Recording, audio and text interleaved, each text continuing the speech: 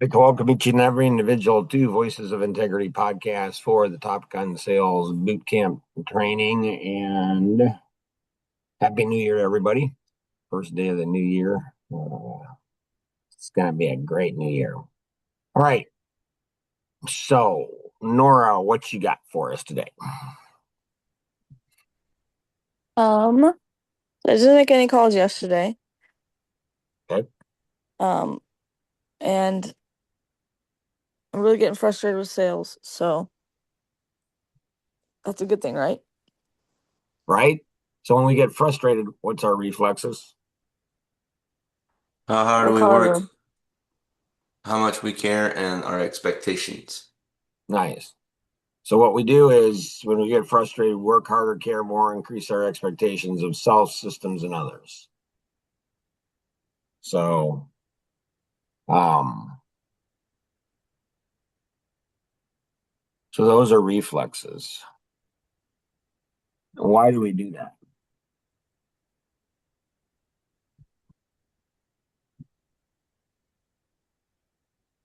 Because is it when we're frustrated, we're close to a breakthrough? This is correct. Yep, yep. So if I go in, these are tools here that you guys should use for yourself and the development of other people. And so do we go ahead and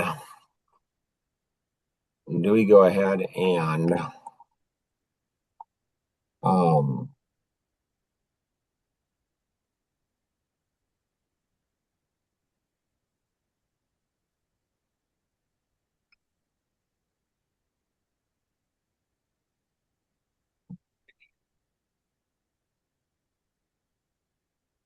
do we go ahead and starting in week 3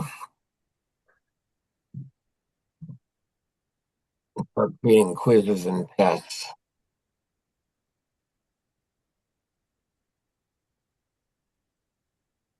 Mark, what brought that up? Yeah, good question.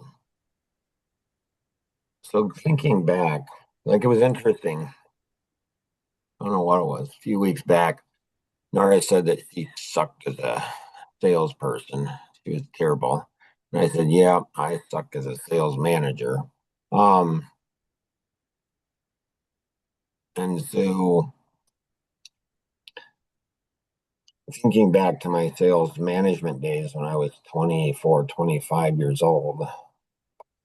So I don't know, did you guys know that you guys know where the mind models are, right?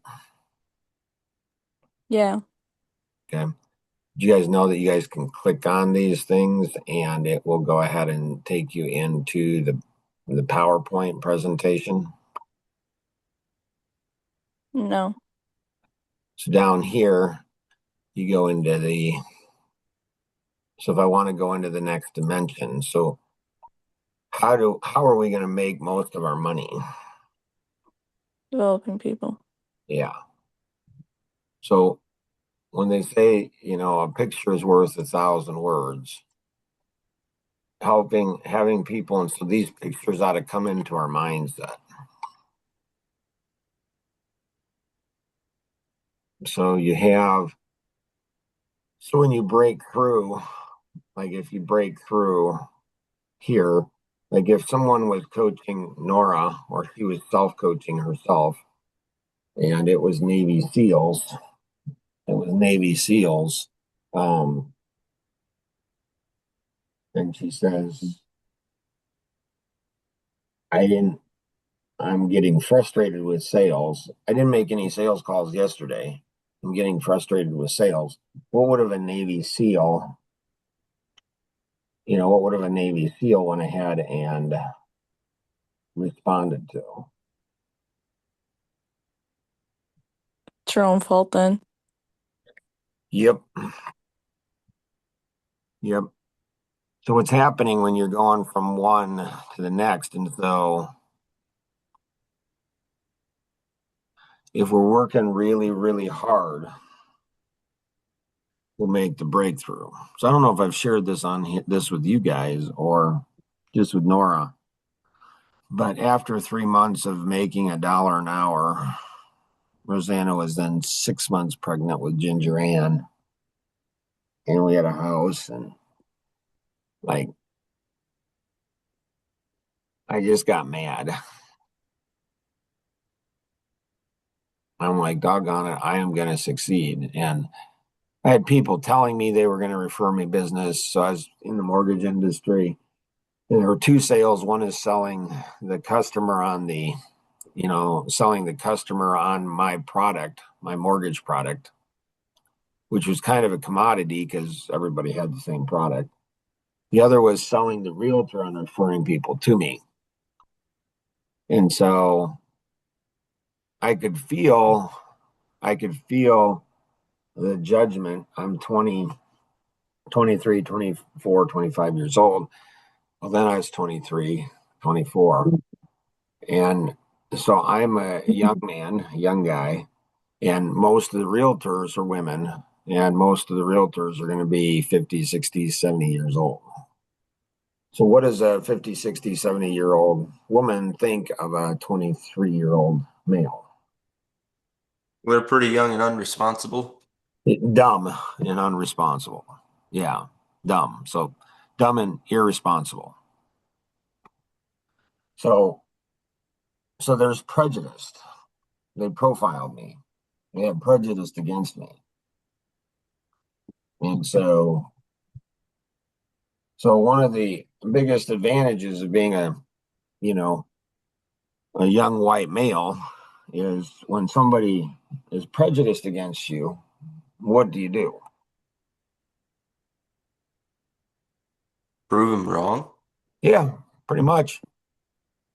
Like, you're not going to have anybody bail you out. It doesn't do any good to get a bunch of young males together and, you know, get a bunch of young males together and go march on the streets and say how unfair life is. Nobody listens, nobody cares, like at all. Like Jonathan, I remember when he was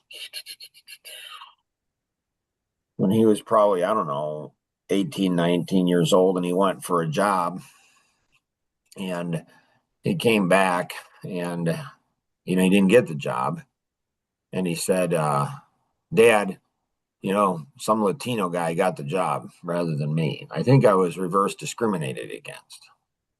How did his father respond? Probably suck it up. It's part of life.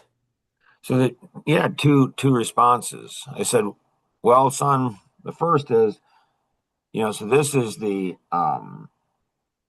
is a technique actually in sales. You you submit and then you attack. So I said, well, two things, son. I said, one is you might be true. I mean, it might be true what you're saying. And it might. Now that didn't happen to me when I was his age. But at his age, yeah, there was a I said that might be right. I said, two, suck it up, buttercup. Maybe that's true. But you know what? You're a young white male. Nobody's going to care about you. They just won't. Nobody's going to rescue you. You can't go out and march. You can't go out and complain that somebody did this. Maybe it's true. Maybe he's just a better interviewer than you. And so this is the advantage that the white male has. Used to have.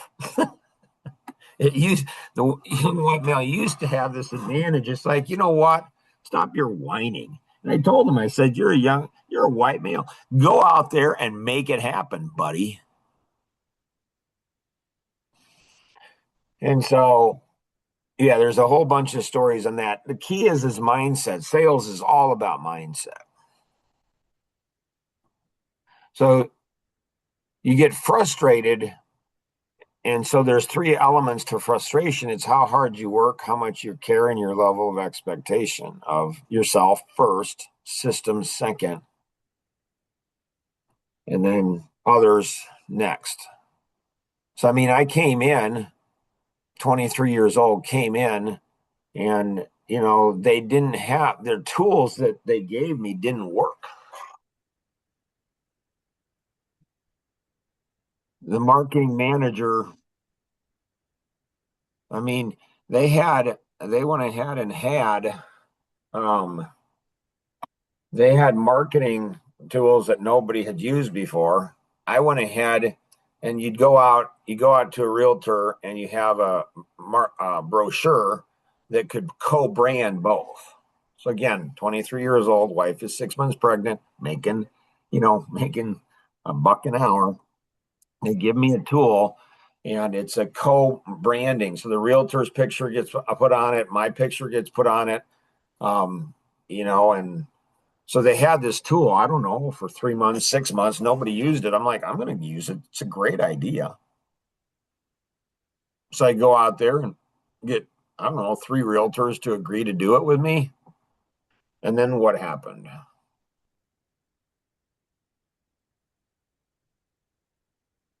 Did you start making sales? No, I come back and I say, okay, I got 3 people to the marketing manager. And he's a nice guy. His name was Roland. Nice guy. He was probably in his 50s, I'm guessing, and he had 20 years of experience in sales and marketing. And this is, one of his things, and none of the other salespeople were using it. None of them had even tried. I go out there, use it, sell it, say, hey, it's like great idea.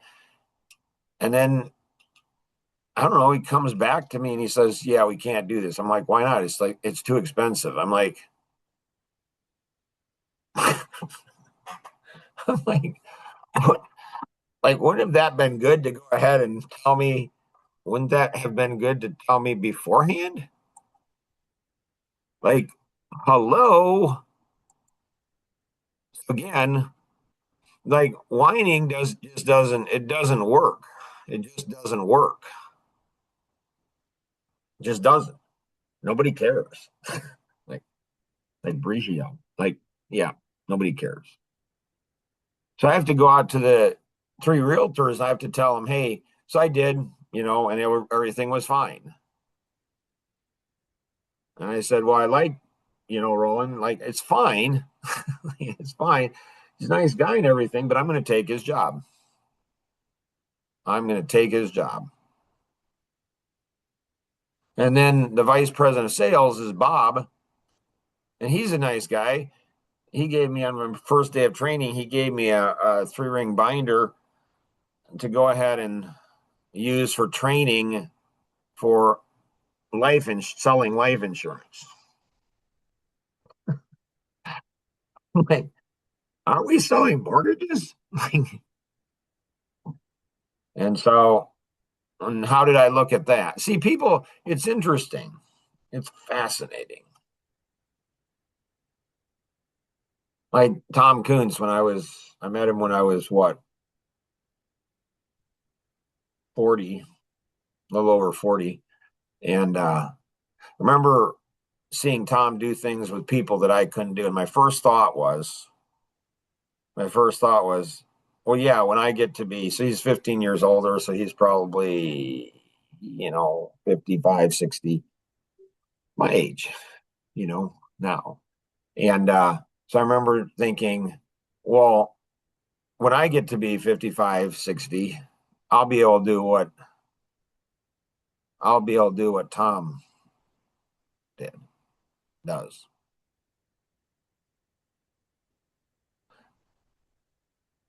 Then I realized, well, that's really stupid thinking, Mark. I mean, that's a stupid way to think.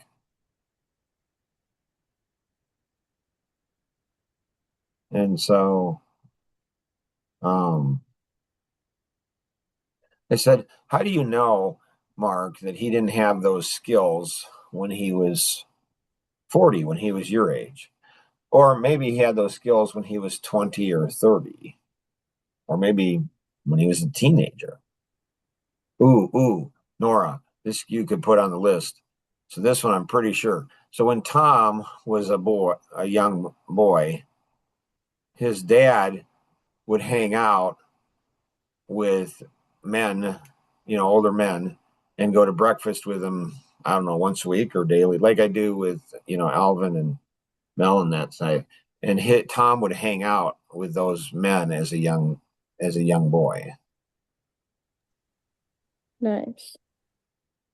Oh, here's another one. So pretty sure I haven't told this, shared this. And so once I asked Tom and a group of people, like, why, like, what didn't he get? What's the best thing he got from his mom? This was probably 15 years ago that Tom said this. And Tom said to always go ahead, and his mom taught him to always help the underdog, always help the person that that is weaker, like help the person that needs help, have compassion for people who are not as strong as you, like care for people.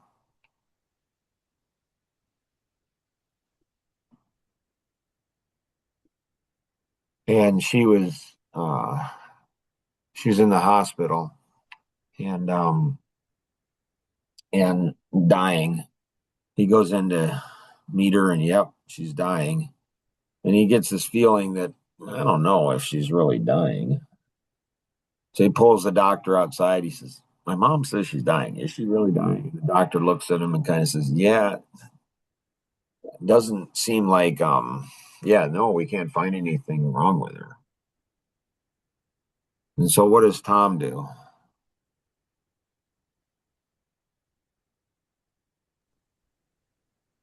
Not sure. Go in and tell his mom to, I don't know, just get over it. Well, that would be a very cruel thing to do. No, Tom was much better than that. He goes in and he has a list. Has a notepad, and he gives it to his mom and said, "Hey, mom, here's the notepad." And she says, "What's this for?" He said, "To plan your funeral."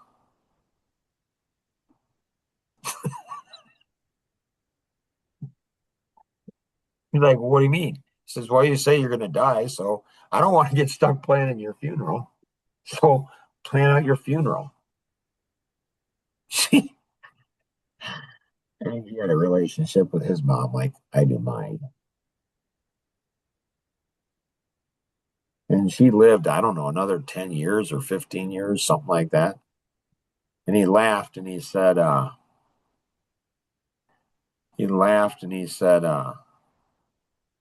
Mark, when she died, had her, she had her whole funeral planned out.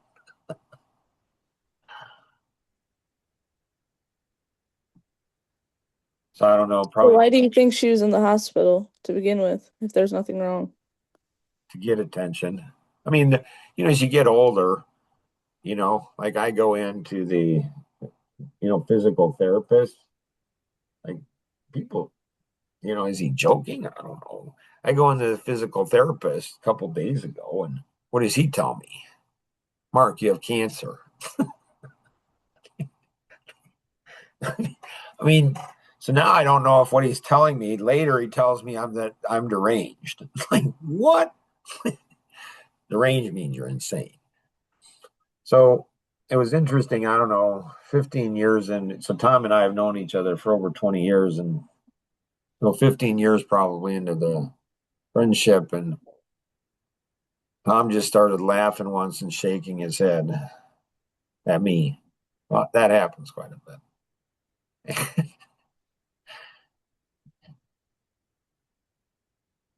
Cheapers. But it's New Year's Day, right? So we can do this on New Year's Day. And he's laughing with me, even though I'm not laughing. He says, Mark, I just never met anybody like you before. Okay. What does that mean? It's like you have a photographic memory of what I share with you. He's like, I tell you stories. Ooh, this is good. I tell you stories, and you'll come back 10 years later, and I've only told you the story once. and you'll remember it. Like you remember everything. So you guys know my grandson Daniel. Um, he was, I don't know, 5, 6 years old, 5, 6, 7 years old. And we were in Annapolis, Maryland, which is where there's a big Navy shipyard and Navy Academy and stuff. And so we had people flying in from all over the country. Jorge from Texas, so it's Maryland area, northern area. So it's on the East Coast. And Jorge came in, and I'm like, Jorge, and he was a client, Action Vision client. He took 5 years to sell, actually. Um, Phenomenal story there. Just amazing story. And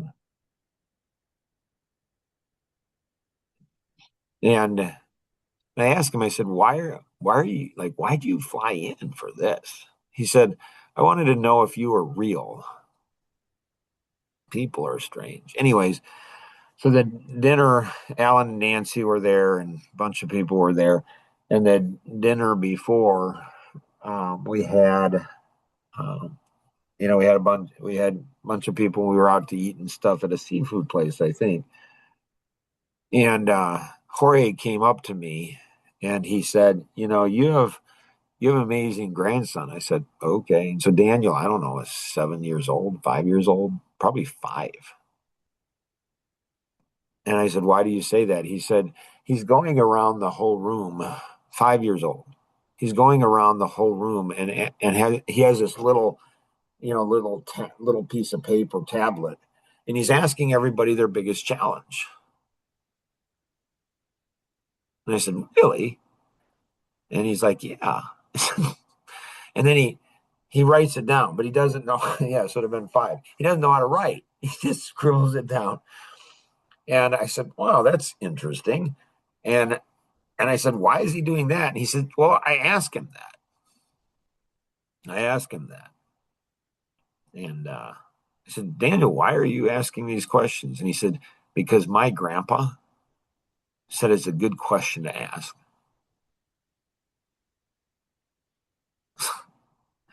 So, how does a 5-year-old listen and do better than grown adults do?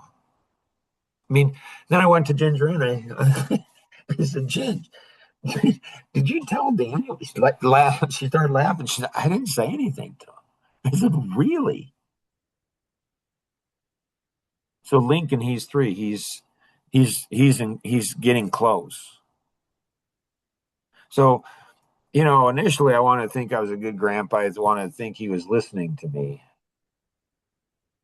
I think he just wanted the attention, honestly. He wanted attention. He really wanted attention. So he was smart enough at 5 to say, huh. Now, if you see Daniel, you can say, hey, Daniel, I heard this story about you when you were like 5 or something, about asking biggest challenge. Because it was, and he says he doesn't remember it. Or that's not, no, he says it's not true. That's not true. It's like, it's true. It's true. It's a true story. And so there's all these stories, and so my memory connects stories. It connects because these are important, like when Tom says it. So Daniel said, my grandpa says it's important. Like when somebody shares a story, it's for a reason. So somehow it locks into my brain. Here's a story. So all of this is I mean, this year is January 1st, 2026. It's a year of growing. I don't know when I started having a theme for the year. I wish I'd started it when I was you guys' age. I don't think I did. I don't know when I did, but it's been a long time. But not when it was you guys' age. So it's a year of growing this year. And so when you hit the top of a dimension, you can't see it. You can't see it here, but if you take a microscope and you zero in on it, you can see there's a gap. There's a small gap between where you're at and where you want to be. What happens is people become complacent. So Kenny, what's one of the top things you're working on right now?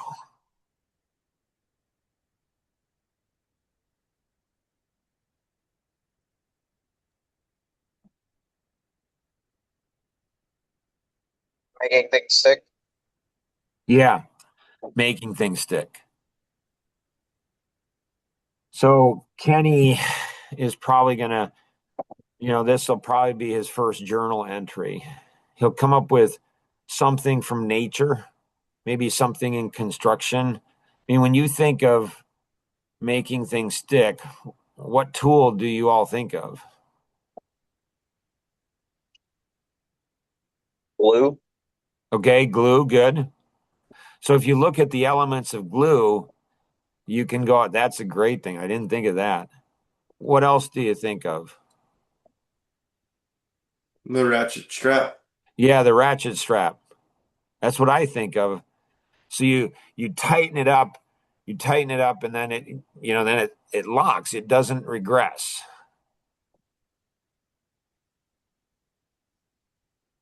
And so it's interesting because Ben, he remembers, he laughs at you, Luke, about using glue, which is interesting because my dad used glue, wood glue, because that's what you do. And so obviously I didn't teach Ben that lesson when he was a little boy. Because if you teach him when it's a little boy, now he mocks you, but it's like, I didn't correct him. I just, okay. Like, because my dad, I saw that as a little boy, I saw him use that. And um, so what moves us forward is faith, see, understand, do, humility, great stewardship, contentment, self-discipline, perspective, strong light vision. And what holds us back is fear. We do not see, we lack understanding, do not do, pride, poor stewardship, lust of the eyes, lust of flesh, low morale, lukewarm. So there's things that push us forward. There's things that, hold us back. So these models, these models took decades to figure out. Decades. I mean, one young guy said to me last week, he's like, you're 50 years of experience. What profit has that brought to my company? I'm just like, I just feel bad for the guy. I just feel bad for him. I just like, you know, he just doesn't understand. He doesn't understand. And I don't know how to get him to understand. So most men, I understand now, based on the last 3 years, I now understand why men my age don't work with men in their 20s and 30s. I totally get it. Totally get it.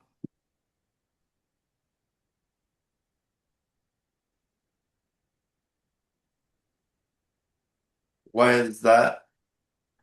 Because they're just stupid. They're ungrateful, unthankful. They think they get things figured out. They don't get it. They're not attentive. I mean, Lincoln's attentive. He's 3. He's paying attention. Like he's paying attention because he wants something in life. Those in their 20s and 30s, and then you help them out. They don't have any appreciation. They just don't. They use you. They get what they can from you, discard you. Like, boy, glad I'm not in good health. Like, like, man, I don't want them deciding anything for me. It's just pathetic, and they're lazy, sloppy, and disciplined. Pathetic. It's just they're slups, stupid. They don't learn. They think they're so smart. It's just absolutely insane. It's just absolutely insane. You'll pour so much into them, and they just shaft you. It's just like you got to be kidding. And then they become. Then it's just hilarious. It's like, are you kidding? What are you thinking? Like, what are you thinking?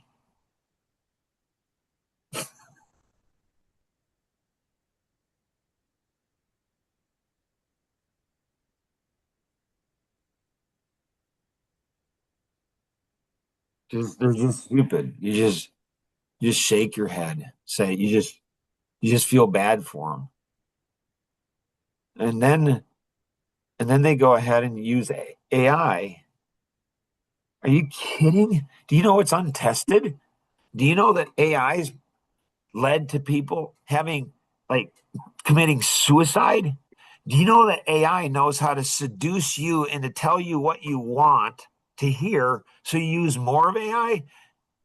Do you know that do you know that there's proof that people who use AI on a regular basis that they think less and you're using AI, you're just a goofball. You're just a goofball. It's just you just you just feel bad for them. And you just say, okay, how do I protect other people from being around this kind of a person? Because, okay, AI probably makes you look maybe smarter. You're not, you're stupider. Maybe AI makes you go ahead and look more caring. Maybe AI can help you seduce people, but eventually, like AI, is not going to see your true color. Like it'll cover up who you really are. You really want to do that? It's just ungrateful, unthankful, just stupid boys. All right, Becky, what you got? So yesterday I had somebody message me a question I didn't know how to answer. Oh. Everybody paying attention? Yes, Mark. Okay, good, good, good, good. So that's going to happen. That is going to happen. And so what it often happens to you, did you say anything to him? Yeah, I told him I could introduce him to you. Okay, look at that. That girl knows what she's doing. She wasn't even trained. So what you can do is you can put your right hand on your chin and go, interesting question. I have some thoughts on that, but let me go ahead and check in and get back to you. Now, what Becky's doing because she's newer, so at some point she won't have access to me. My goal, because I'm not one of these 20-year-old, 30-year-old that are just little boys. Like my goal is to get her where she's independent of me, not where she's dependent upon me. And so it's fine what she did now. It's great because she asked a great question or they ask a great question or something happened. But you can that way you always have confidence. You always have an answer for somebody. You can come back and you can say, I have some thoughts on that, which you do, okay? But let me do some checking and get back with you. I mean, what Becky did was fine too. Like that was fine too. So good work. Did you have another question on that, Becky? Uh, no. So Becky has something that is very hard to train.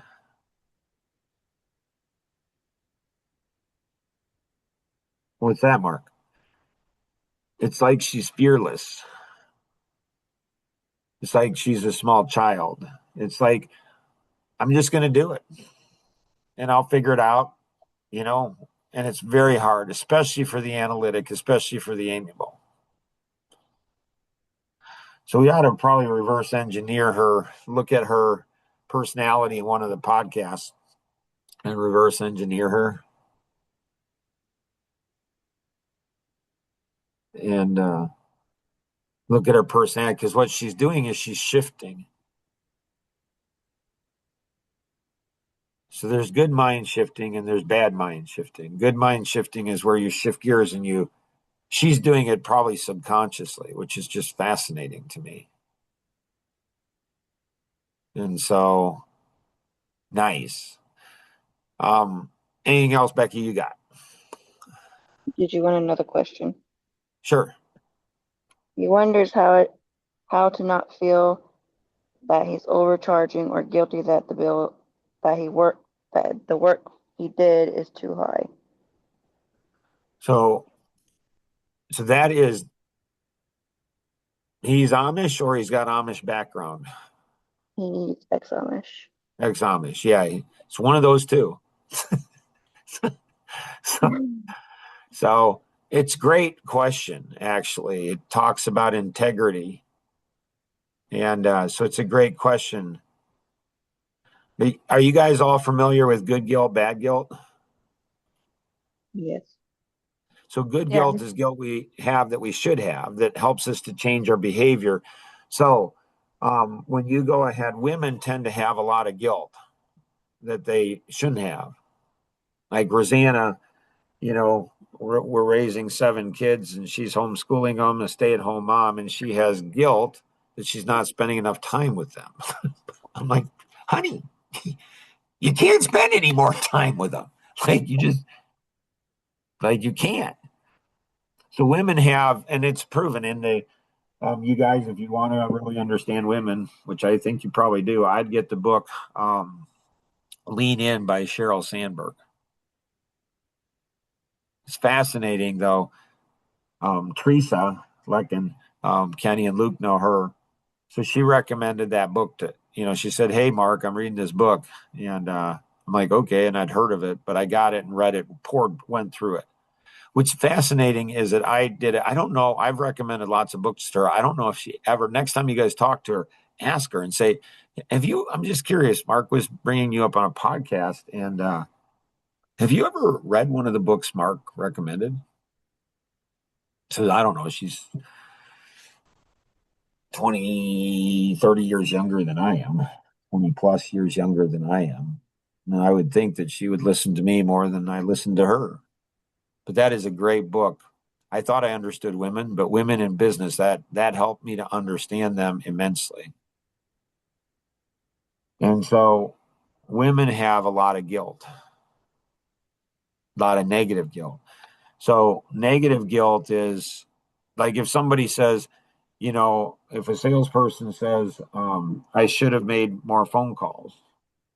So they feel guilty about not making enough phone calls. Is that good guilt or bad guilt? Oh, it depends. Depends, doesn't it? It Do we depends. have an example of bad guilt? Well, that could be bad guilt. Like how many phone calls should you know? Like you guys aren't taking the things that I'm saying seriously enough. Probably James McDonald, he said familiarity breeds contempt. So you guys, sorry, did somebody say something? No. So like how many phone calls should you be making? You guys need to know that based on what? Your pressure point analysis. How many phone calls should you be making every day?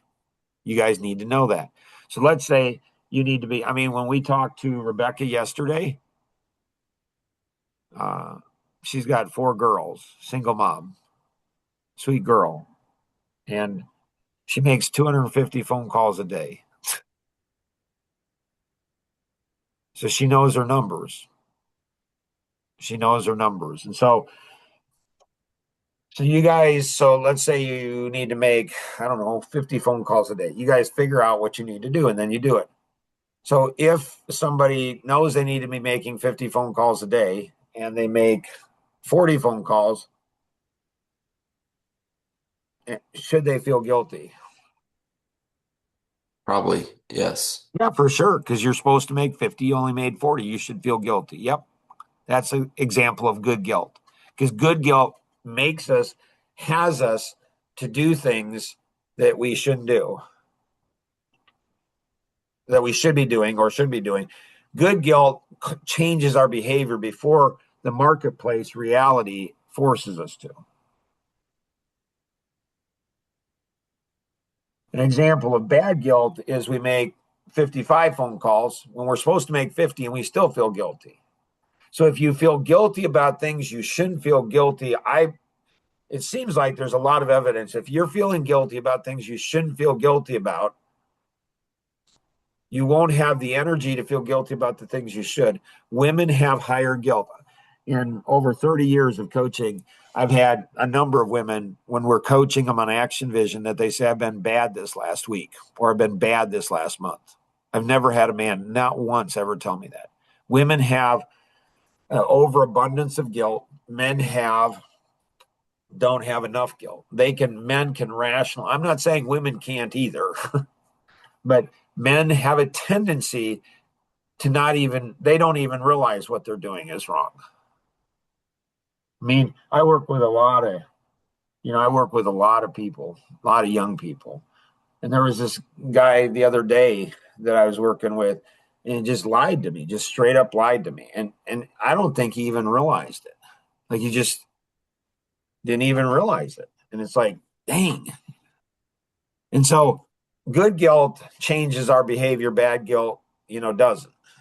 And so he has feeling guilty. Is that good guilt, bad guilt? So we need to train him, coach him, and mentor him in that. So maybe he's right. Maybe he is charging. But in my experience, the Amish, they often don't charge enough. So there's a way to talk about that. That's Patrick's. So if Becky said to Patrick, hey, I had somebody that asked that. So I've experienced that a lot with the Amish. So how do they price? They price based on competition. If you have stupid competition, you can go out of business or not. You can work 60, 70, 80 hours a week. So he needs a business x-ray. Becky, if I would have been a stronger sales manager and trained her better, she could have closed a business x-ray right then and there. So a lot of times you know the answer, but you don't give the answer to the individual, even though you know the answer. You sell them on the business x-ray. And then once they go ahead and do the business x-ray, then they go ahead and then you give them the answer. Why do you do that?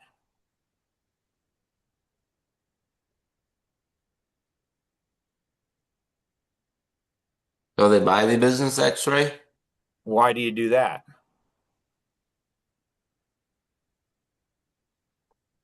To show them that the business x-ray helped them find the answer? To help them. So Ralph from Australia, he's an Australian, has an Australian accent, like a lot of the Amish girls.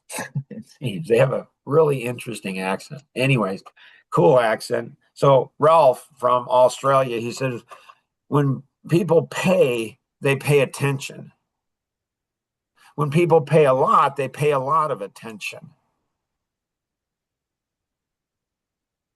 So if you're not charging them for the acquired knowledge,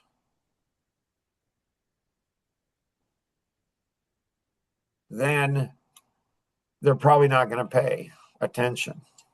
You're not doing them a service. So again, a lot of people that, all they do is use everybody else's, steal everybody else's ideas. They don't have any original ideas themselves. So they don't go ahead and value it. But so I've spent decades acquiring knowledge. I just give away 97% of all that I know. I give away for free. I don't charge for it. And so people don't appreciate knowledge. They'll steal it in a heartbeat. So you go ahead and steal. I put a lot more time and money, 7 T's, time, talent, treasure, trust, truth, temple, and thought, a lot more into what I know than anybody's ever put into a car. So what would happen? And in the Amish community, knowledge, it's fascinating. People appreciate knowledge, but they don't want to pay for it. And they want to take your knowledge and not pay for it. So if I go up and I steal your horse and your buggy, you're not going to be happy. But you steal my ideas, it's no big deal. It's totally accepted in the community. It just is. So it's a great question. And so you take that question, and then what you can do is on the 30-minute, like Nora and Becky. So I'm mentoring you, coaching you. What you can do is you can start to learn and say, sell them on the business x-ray, learn the presentation, sell them on the business x-ray, and then say, I personally know, and actually am mentored every day by the guy who invented this, created this. And he seems to like me a lot. Don't tell him he likes and loves me, especially if you're a woman. That'd be weird. So you just like, I can get him to go ahead and do the business x-ray review. Is that a big deal? Me doing the business x-ray review? Yes and no. And what's the no?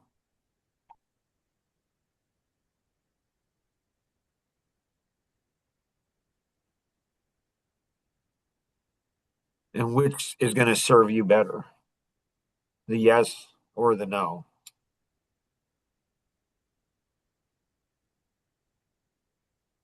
Depends. Probably it's a big deal. The yes is going to serve you a lot better. It's a big deal. It's a big deal. It's a huge deal. I mean, do you tell them that, yeah, Mark was tracked at $155,000 an hour?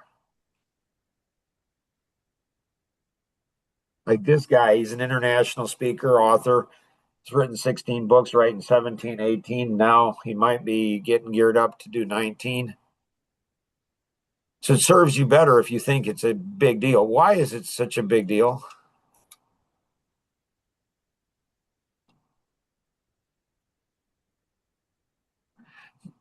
The reason is someday I'm not going to do any reviews anymore. Like, we did a review yesterday, and it was so cool. Like I talked to Nora. And it's like it was so cool doing the debrief after. Like always stick around after. And Nora saw it. She says, "You're getting better. You're getting better." She says, like with the Amish doing the reviews, like you're talking in their language. You're starting to, she can see it because she saw where I was. Here's a guy that's been doing something for over 30 years. He's pretty good at it, but she noticed he's getting better. Like he's growing, he's learning, he's changing. It's like he's humble. It's like, okay, I got to get better. Okay, how do I better understand? How do I better communicate? How do I better connect? Like I got to sell the husband and the wife. I got to pull all this stuff. I got to do all of these things. Like, how do I do this? So there's going to be one day where it's the last business x-ray I do. Like that was the last one. And there's a high probability that I won't even know it's the last one when it is. See, I can see the future. I said to Nora, I said, there's nobody in 34 years that I've invested more time into to developing that person than you. Nobody in sales as it relates to sales. So I said, how do we get that? How do we go ahead and accelerate that? How do we do that? And part of it's this, so normally this is 30 minutes ish. This one's longer. It's January 1st. I didn't even know if you guys were going to be on. You guys all are. Pretty cool. Pretty cool. Anything else, Becky, you got? No. Cool. Kenny, anything you got? Um, so there's this theory that, people perform better when they're happy. And maybe some people have the tendency to put their life on the shelf until, once they get to a certain point in life, then they're going to be ready to live life and enjoy life. How do you not put your life on the shelf until you're ready for it? How do you, like, I don't know, live your life now? So my mom said when I was, I don't know, 15, 16 years old, she said, Mark, you're going to be working the, rest of your life. You need to learn to enjoy it. See, I thought at that time that she meant I was going to be working the rest of my life and in doing something I didn't like doing. So that's one of the things missing in today's culture. Like you gotta like what you do. Really? Like, and so now, I'm in a season of life I don't have to work. I mean, my 5-year-old son says, Dad, why don't you and mom just get an RV and just go travel the world, just enjoy life? And so developing people just sucks, especially young men. Cheapers.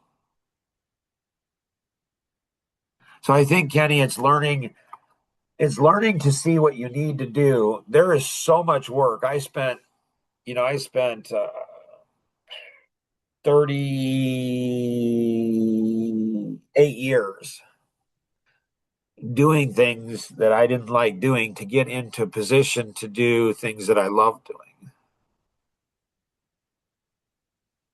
So it's like you trick your mind.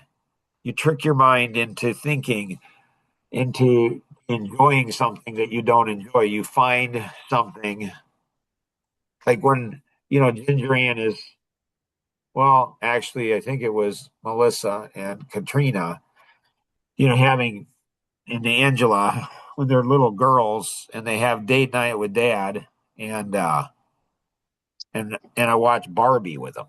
Not on my bucket list. Don't enjoy it at all. I can see a lot of issues with it and how it's not healthy for my girls. But they watched it, when they were watching the movie, I was watching them. I love doing that with my grandkids now. Oh, I love doing it with Lincoln. Just watching him interact with other people. Like, what's he learning? What mind games is he playing with me? And I love that. He's 3. What was I doing 4 years ago? My gracious. It's so it's learning to enjoy things that we don't naturally enjoy. And so, but maybe there was something specific, Kenny, that you were referring to, and I'm missing the whole thing, maybe.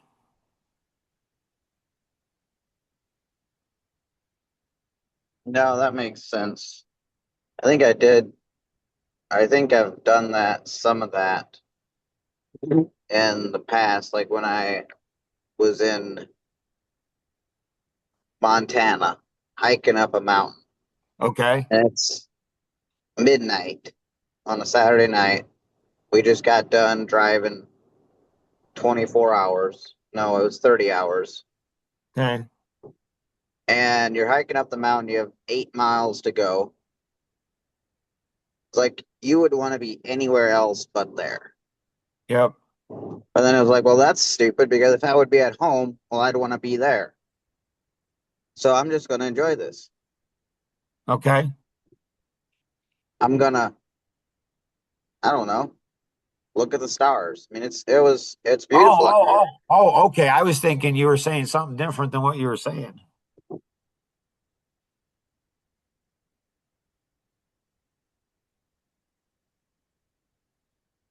Nobody caught it.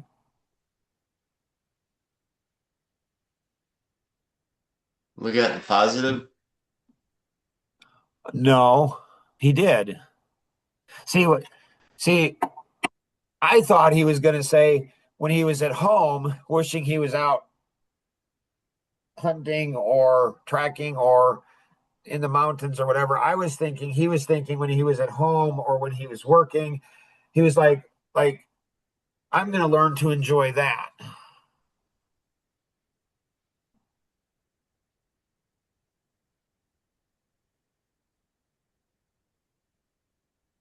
I think he wasn't enjoying the hike, and then he decided I'm going to enjoy the hike because I'd be wishing I was here if I wasn't. So one of the things that's fascinating about Rob is Rob's learning that Rob's like AI. And so Rob says things around me and he doesn't realize what he's saying. He doesn't realize what he's doing. It's okay. I mean, it is and it's not, right? Questions? Anybody? So what was it that you got or caught from what Kenny said that we didn't get? So he went to, I don't want to do this. I don't like doing this. And I learned how to enjoy it. Did he? Did he? Did he? Come on, Kenny. Did you really do that? And so Kenny likes to push himself physically. So was that really that hard work or doing mundane things, boring things, things he doesn't like doing, things that don't challenge him? Like, has he learned how to go ahead and enjoy those things?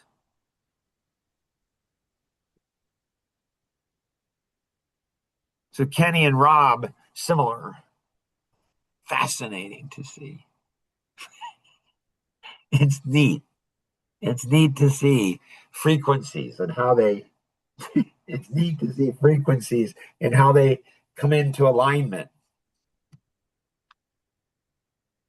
I don't know. You guys might not see that until you're 61 or 50 or 40. I don't know. Some people will never see it. So we got to wrap up because we got to move into Coffee Connection here. I don't know how many of you can stick around. This is the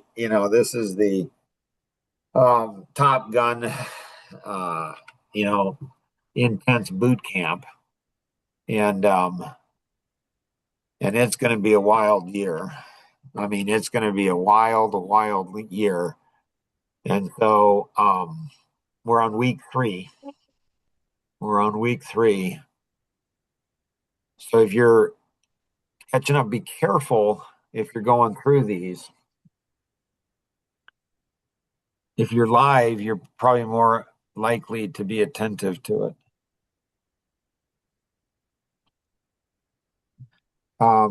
If you're just going through it, you might just skip through it. You might fall asleep. You might not pay attention.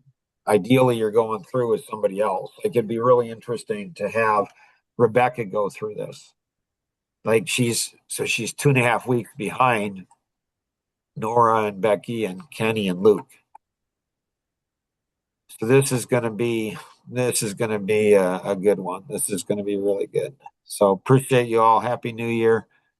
Thanks so much. And always remember, we can accomplish so much more together than we ever could on our own. Have an amazing day. Bye-bye.